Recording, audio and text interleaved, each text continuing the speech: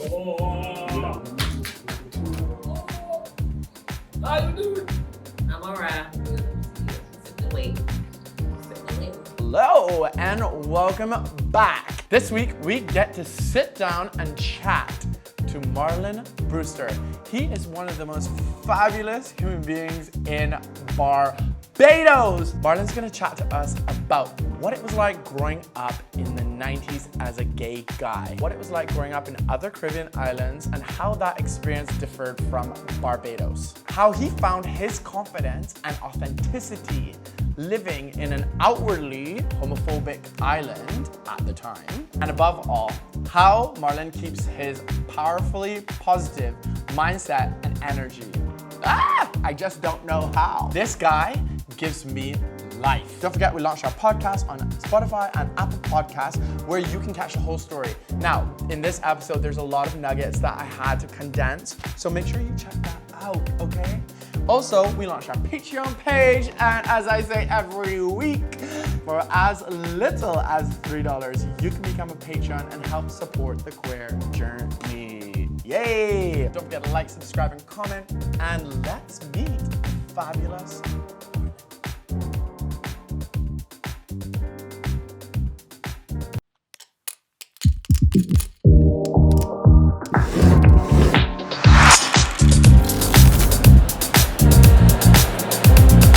I'd like to kick off today with family dynamic. Growing up, what was that like?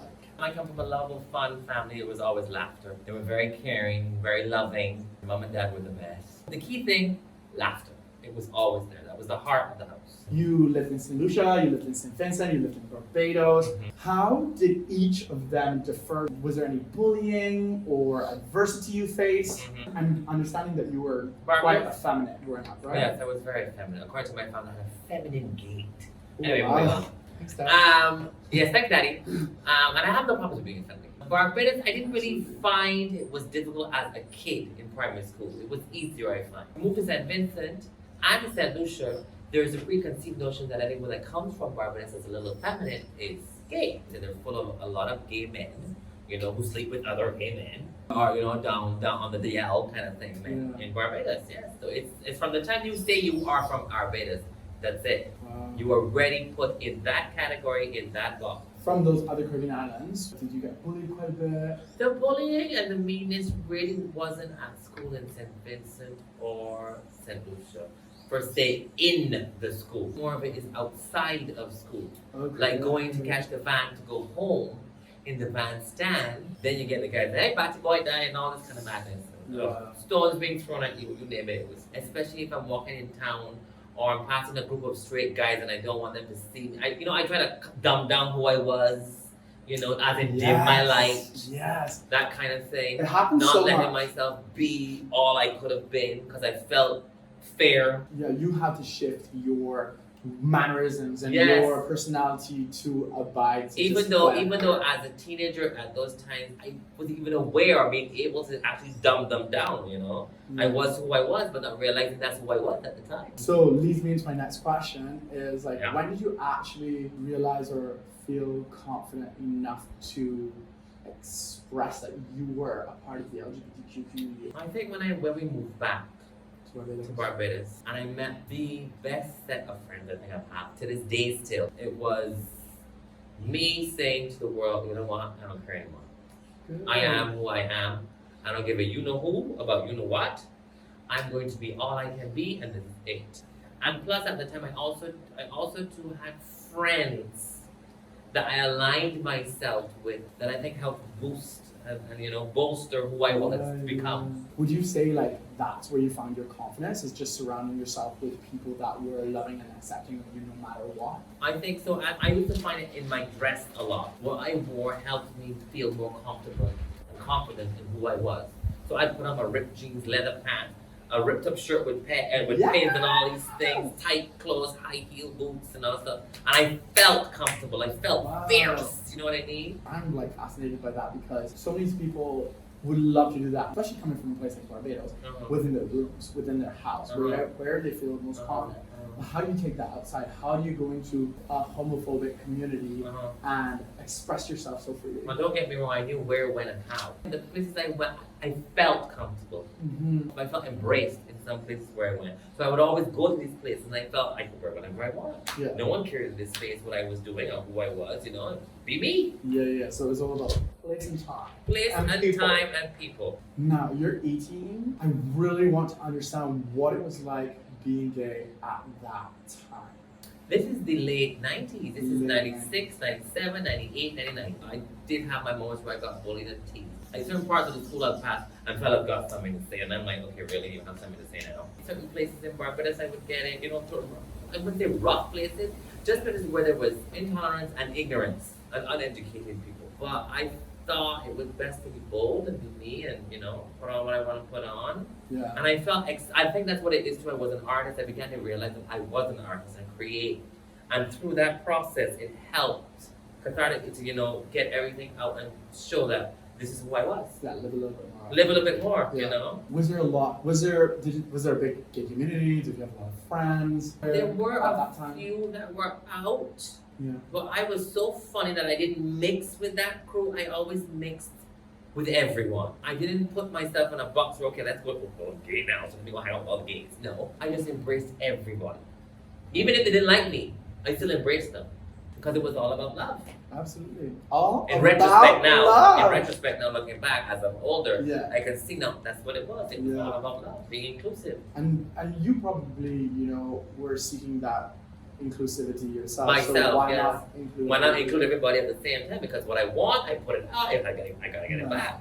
Do you think that you didn't hang out with queer people because of society and how you were treated? So you wanted to distance yourself a little bit from them? Maybe without even realizing it. Maybe. Did you have any like people to look up to that were queer, or A did few. you know a couple of people? I knew some that are older that were fun, that were not as loud and out as me, but you know, appreciated me for who I was, and I appreciated them for who they were. When I grew up, there was no really representation of LGBTQ, you know, and it was so frowned upon that no one ever spoke about it. It was the elephant in the room that no one, we all knew it was there, but Yeah. no one would touch it, no one would That's speak true. about it. It did where it needed to stay. It could happen, Absolutely. but don't put it in their face. That Yeah. kind of thing. That was what Barbados was. But for like, me growing up, I felt so much Mhm. shame to even let my mind wander. You Yes. know? Mhm. Did you ever feel any of those feelings? I don't think I felt shame for it. I just, when in a younger age, didn't know how to deal with it, how to process it. Okay, where's this coming from? What am I, who do I go talk to? I can't talk to mom. I can't talk to dad. I can't talk to the best friend of the girl. She wouldn't know where I'm coming from. You know what I mean? There's nobody really to sit there and tell me. And then there's no repetition in society, on TV, on Barbados. There's nothing there. Yet there's stuff, but they're being ridiculed. You know what I mean? So it's not like there was something positive or someone positive I could go to and speak to about it. No. You just had to navigate those waters on your own. Absolutely. And how was the dating? Oh, the dating was, how do I say it? I didn't go locally, so to speak. Why I was did you go more, locally? because there was nothing there I saw that I wanted to be with at the time. I had my taste. Let's leave it at that. I had my taste of what I wanted. And because of being so aware of other people and coming from different places in the world, and going to school with and living with, you know, that kind of thing, that's where my head was at. So my choices in dating were people that came from outside of Barbados most of the time. You But was there a know? big queer community that you could date from? Or it must I have- didn't was it find very so. In my down low? circles, I didn't find there was a big set to take from. Or maybe I was just in love with some of the straight ones. It's going crazy.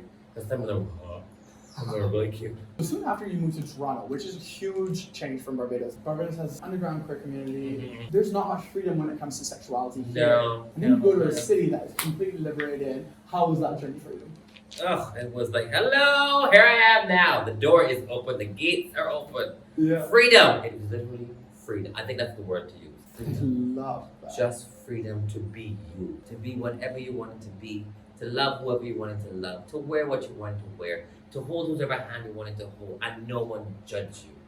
That for me was the biggest change. You know, even to go into a gay club, my first gay club, and you're like, oh my god, It's like a whole new world. Because it's a full, as we would say in the Caribbean, bro, I just let loose. I didn't care. I put on women's shoes. I wore dresses. I wore this. I wore that. I just let it all come out. Was there a sense of nerves or like internal homophobia from the past that maybe it took you some time to get to that place of going to your first gay club? In the beginning, yes, because I didn't know a lot of people in the beginning. In the beginning, I was very timid. I took my time. But I had some friends who moved from Barbados to Toronto. Wow.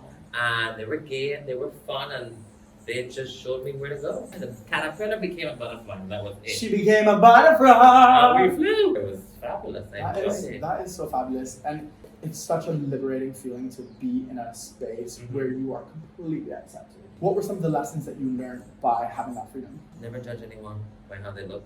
You don't know this person's story, Yes. right? You have no idea who they are. You have no idea where they came from, what their story is. I had friends who were Cherokee, that were gay, who went through hell to leave their tribe to come and live in Toronto. I had the ones that fled Jamaica as refugees because they couldn't do it anymore. I had the ones that were African that left Kenya, Somalia, that had civil wars and they had to leave. So it was almost as if Toronto became a refuge and a harbor to keep us all safe. What you said is so important. It's just like, what is your story? You know, understanding people's journeys from their own perspectives or what they've gone through can teach us so much about ourselves too and as how well. to be better people and just create so much empathy for conversations to have in the future. I agree. It's like, learn someone before you judge them. Learn about their story. Learn what they've gone through. Create that openness or that space for that. Don't get me wrong, I did judge too. I probably still do it in times as we all do. Yeah. But I'm aware of it more now. I try to stop and say, I catch myself and say, you can't do this. You don't know where this person's come from. Absolutely. What they've gone through, you know. Little nugget there. So Toronto was this most fabulous moment for you. You fully embraced Marlon that we see today. Then you moved back to Barbados. What was that transition like? I'm like 31, 32 probably, Wow. coming back to Barbados 2010. I'm having on the plane the talk with myself. I'm coming back from being so free and open and doing this now. Closing that gate down. Because the old Marlon and the old homophobia feelings are all coming back. Me and my brother, we talk about this so much. We leave Barbados, we go away, we have this like way where our personalities are crazy, our bold. Wings fly And open, then, you're ready to roll. you get on a plane, you're back to Barbados, you feel yourself shifting, right? You feel yourself going inwards and your mannerisms shift. I felt the shift immediately. 6 months in, I began to realize that, okay, you know what, this is not, yes, there was some little things here and there, but it felt different. I felt like, oh, I could breathe a bit, you know what I mean? I could let out a bit. It felt a little more inclusive, there was more visibility. Did you find that there was a bigger gay community coming back? We were more out, more free. There were more girls out, I find too. And did you find that same Toronto Marlon? He's there, but he's not fully Marmar. The name is Marmar. Marmar. AKA Marlon, AKA Marmar. Yeah. Marmar is not fully. Marmar has moments. Marmar has moments. When we have, because I dance with a certain group of people, when we go out, and if I dance at this party, Marmar's out. Hey, that's how we met, everybody. Yeah, by the way. We were dancing up a storm. Here, I still have, I'm not guarded, but I still have moments where I'm like, okay, you can't, like, fully take it up that notch, honey. You gotta, and I still have moments, even today, I still have moments where I have to hone things in, I know where to veil myself in Barbados when I'm around certain people or certain places I go. I don't behave this way. I basically see it as I can assimilate in Barbados in certain areas, in certain genres, and people. But at the same time, I still have moments where I do see and feel where I'm like, but you're not being you. Yeah. You know what I mean? I'm still not being the full Marmar that I want to be. I want the wings out, man. I want to be free. And how do you deal with those moments where you're just like, okay, this isn't me, like, I don't know. I guess I dance it out. Yeah. Basically, I dance it out. I can't wait to dance it. I'm just gonna shake it all out. I get everything out of my system. I feel like all of that that's pent up goes everywhere. And it showers on other people, and then everybody else now begins contagious. Everybody else now does the same thing and sends it back, and then it's just a nice space to have that. This is the first year I come back and it's been so inclusive, but it's completely about where you go, right? It's about where you go in this country. Your friends. And your friends, who your circle is. It is. That's one thing with here. It's who you know. It's the friends you have, and it's the places you go. We just can't go any random place in our office and have a good time. You see me in the street having a good time, it's not happening. Not happening. What are some struggles that you've had to overcome? The thing for me, the one that I have the most is the feminine. This is not only Barbados, this is most of the world. That the femboy gets the bad end of the stick.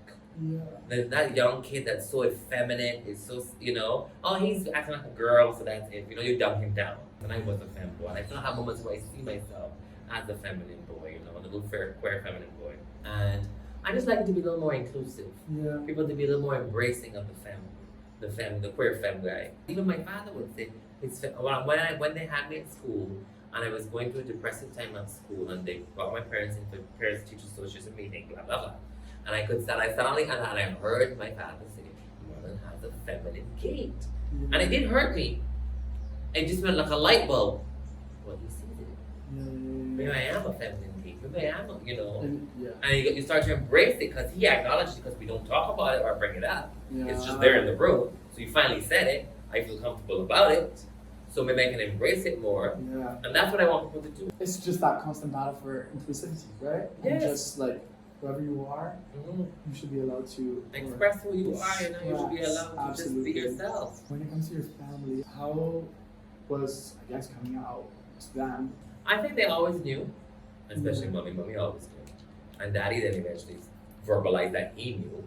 And most of the family elsewhere knew, but it's not something that was never spoken on in my family. Yeah. And so when I came back and I had a big argument with my brother, and I just blurted out, what? Because again, I'm homosexual? And mom and dad in the bedroom went quiet. Yeah, I screamed it out. And I think it made a world of a difference for them and for me. I think what it did, it brought my parents and me closer. Wow. Without even realizing it.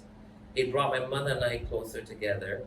She's my best friend still. I can tell her. I never used to be able to tell her anything fully because I was afraid of what she might think, feel, or I would be judged. But then now I can tell her anything and she's fine with her child. She loves her child. Do you think that you guys got closer because that was the first maybe moment of acknowledgement? Yes, I think that's what it is too. And me, of all people, acknowledge it. Not them saying, well, we know you're this and that. Yeah. But it's me now owning who I was and accepting who I was and not standing it anymore and then saying to myself, to the universe, and to them, this is me. Absolutely. And I think that's what they were probably waiting for too. Like, they didn't want to say anything to it until I spoke on it. Yes. You understand? Absolutely. They didn't want to creep because they didn't know how to deal with it, I guess, at the time. I've been trying to learn a lot about empathy for parents or older generations, especially in Barbados, when it comes to the LGBTQ community. Because, it's a very religious society. Yes. They get taught so much about against homosexuality or the queer community, and they don't have that much education or visibility. So I think it's very beautiful when you do have parents that accept you or are trying to understand it a little bit more, because it's not very common here. And I would imagine so many people get kicked out of their houses if they're found to be queer. Or their parents don't talk to them, or they're ostracized. They have to go live with other friends. Yeah. It's hard. I'm grateful. Yeah. And I'm humbled because I still had parents who still loved me, who still took care of me, who didn't judge me, who appreciated me, who validated me, you know what I mean? Not everybody else can have that. That's hard. Absolutely. From your entire journey and experience, what are some things that we can learn from you? Just like lessons or like... Gotcha. Good. I got it. Okay. Shut the up, Finlay. I think the most important thing is to love yourself. That is the key to anything, whether it be gay, straight, whatever. Love yourself. Even if you're not ripped or like society, like on a magazine, you're not coming out of GQ magazine. It doesn't matter. It's inside. This is what I have learned. And then within the community itself, I've learned, and what I would love to change is the fact that within the gay community, there is a subculture within the subculture within the subculture. I saw it in Toronto and I see it here. What's that? Like where we still judge one another within that community. We all want the same thing. We all fight for those same rights, but at the same time, we are going to put ourselves against one another and fight. We all want the same thing. Yeah. We all want to be loved, to be accepted, and to be validated. We are all fighting the same fight, and we need to accept and love everybody within our community, even our allies, and all raise each other up and continue to fight together. And we are fighting all over this world for a piece of land, for a piece of power. Like why? For money that's gonna just disappear. We're gonna go to dust. Dust is dust, you know what I mean? I want to just shake everybody up and say, wake up, stop this. All we need is love. Everybody needs to be loved. And I think that's what I've learned too, that I used to say I'm the glue that binds different sets of people together, but I think now I'm more than glue. My purpose here is to uplift and to spread love and light. I am a light creator, I'm a magic maker, I'm an alchemist, I'm a warrior, I'm a soldier of this universe. Not even just the world, but of this universe. I'm here for a reason, to shake things up, to move things forward, to spread light and love everywhere. That's what I'm here to do. Well, you definitely do that. You bring so much energy and light and community, you know? Yes. So believe that, because you are doing it. And I love the journey, and I think the world needs a lot more of that. So I commend you for that. Oh, thank you, sir. Looking at yourself now, would you say that you are completely comfortable with being an LGBTQ person in Barbados? Yeah. I have no problem being who I am. Good. I'm happy with who I am. Where do you find that confidence? I think that comes from family. Power in family. I think it's super important. Mm-hmm. I think for like many people that don't have family, it's power in community, you know, and power outside within friends, because your friends are your family. But that's what I'm going to say too, because we as in the LGBTQ community, we get to choose Absolutely. who we want in our family. Our family is huge. Our family is accepting. Our family is embracing, and I love it. I love all the people, and I have family everywhere, not just Barbados. That's the beauty of it. We global. We be everywhere. How important do you believe it is to be out and like living authentically in this day and age? Well, I think it's important to be out when you are ready to be out. When you are comfortable within your skin, whether you be 5 years old, 10 years old, 20, 30, 60, 75 years old, 95, and you in a closeted relationship that nobody knew about, and you decide to finally come out, I will cheer you on. Come out when you are ready to come out. Absolutely. I don't think it's important for anybody else. Yes, it can change things, but I think it's more important to the individual themselves at the time when they're ready to come out for them. Then, for everyone else now, the opposite with authenticity. When you begin to live your authentic, like when you know who you are, when you love who you are, when you know your purpose and your passion, you find where you want to be in this world and what you want to do in this world, and love it, you live your authentic self. And I'm getting there. I'm getting there. Not fully there, but I'm getting there. And I can't wait to get there and just be, you know, the best Marlon, the best Marlon, whatever you want to call me. I could be. Marlon. I absolutely agree with you. I think it's so important to obviously take your time and do it on your own terms, but representation is also so important in this world. Yes. And like this is now the time where we're seeing so many LGBTQ people from all over the world, so many different backgrounds, ethnicities, just shining their light and giving all of us so much inspiration to be our authentic self. So yes, I completely agree with you. Okay. Advice you would give to your younger self? Oh, the fun question of all. Ooh. Embrace who you are. Love who you are. Don't be afraid to be bold, to be brave, to spread your wings.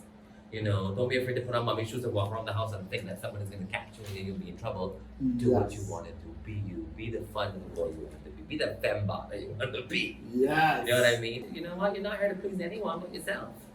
And the Lord above, that's it. So be you, do you, for you, and forget the rest. Amen. And the crowd said it. I love that. Okay. What's one last message you would like to say to anybody who's watching? Basically, love yourself. I think it's the most important. I can't express love more than anything else. Love is love. Express it. I know some people don't like the body that they're in or the skin that they're in, but necessarily remember that the skin is going to fade away to dust. It is the energy that is within us, this that is in here, the love and the light that sits within this soul, within this vessel that was chosen for me to come into this world. That is the key. I think that is what we need to shape and embrace and to nourish in one another, you know, not to cry down one another. I want everyone to love one another. I can't express it enough. I think your message is so clear. Your whole chat today has just been expressing love and positive energy. And I want you to know that that's the way I see you. Whenever I see you, I get filled with so much energy and love and laughter. So keep doing what you're doing. Keep shining. Keep educating everyone with love and laughter and light. And light, for sure. So thank you so much for coming on to my channel. It was and bad. sharing It your was a great story. experience. It was nice. I appreciate you. I appreciate you. Thank you for having me. It was a hell of a good time. Woo! Thank you, Marlon, for sharing your journey with us and bringing so much light and positivity to the set of Quear. I appreciate you. Some key little nuggets from the chat that I had with Marlon today. It doesn't cost you anything to be kind to the people that you meet. Like a little smile here, a little compliment there. These things can change someone's life. Remember not to judge anyone. Instead, try and learn their story. See what they are all about. And above all, love yourself. Because if you can't love yourself, how in the hell you're gonna love somebody else? Boom! Thank you so much, Marlon. I really appreciate you. And in his own words, love and light. Ciao for now. See you next week.